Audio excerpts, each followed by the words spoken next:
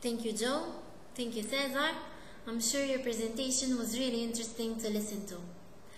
Good afternoon, everybody. It is my pleasure to address you, not just on my behalf, but also on behalf of the shift participants, as some of them could not make it today, either because of work or personal commitments, including myself, as I'm currently abroad.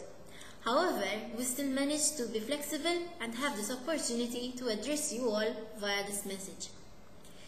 The SHIFT project, which stands for Supporting Human Resources in Family-Friendly Training, initially originated from the fact that labour market flexibility had been outlined in the Lisbon Strategy as key to Europe's competitiveness, and further emphasized by the Europe 2020 strategy, which also recognized flexibility as fundamental to achieving smart, sustainable and inclusive growth.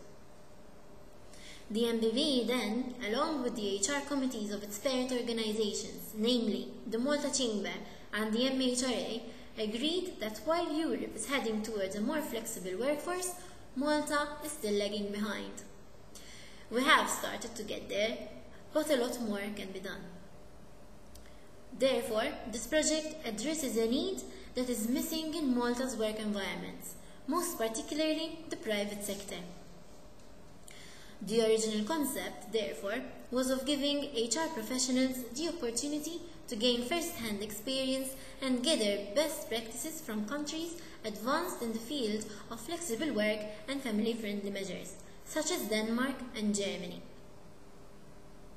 The visits give participants expertise to address the lack of information available with regards to innovative measures when it comes to flexible work and family-friendly measures. Moreover, the mobilities give a clear insight on how to include HR best practices at the place of work.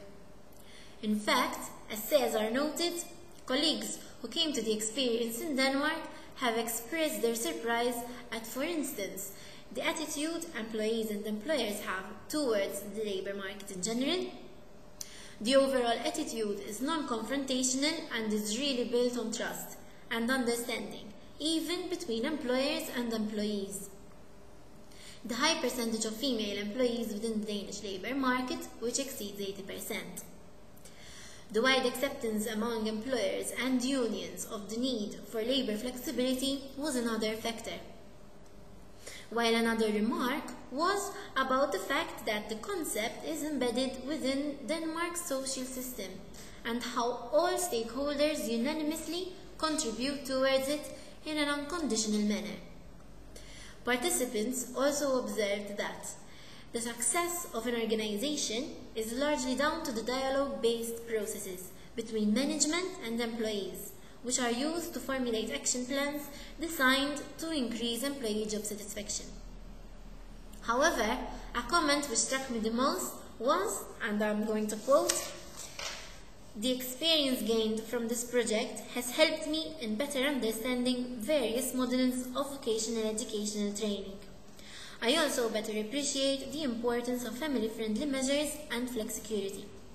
My time undergoing this experience has been instrumental in helping me understanding different cultural mindsets of how enterprises build relationships with their employees, the importance of fostering a sense of family values, and of how valued collaborative agreements are. Establishing a system of family-friendly work environments strengthens society across the board.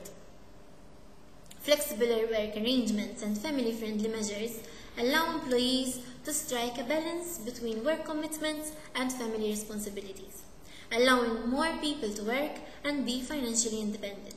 In turn, the human resource is protected as it would be able to retain experienced employees who can continue contributing to the labour force. I'm saying this because I really do believe in the benefits of flexible work as everyone stands to benefit. When people manage to strike a balance between work commitments and family life, they become more loyal to the place of work, they become more productive, and more people would be able to work and be financially independent. This in turn would be of benefit to employers and to business competitiveness. The project, as you will learn further on during this masterclass, is now not only confined to provide those participating in the overseas experiences with best practices, but will also support all other interested Maltese HR professionals to develop best practices for our local private sector. I now would like to take this opportunity to thank you all for attending this event, and should you have any queries regarding this project, please do contact me. You all have my business cards in your bags. I augur you to enjoy the rest of the masterclass.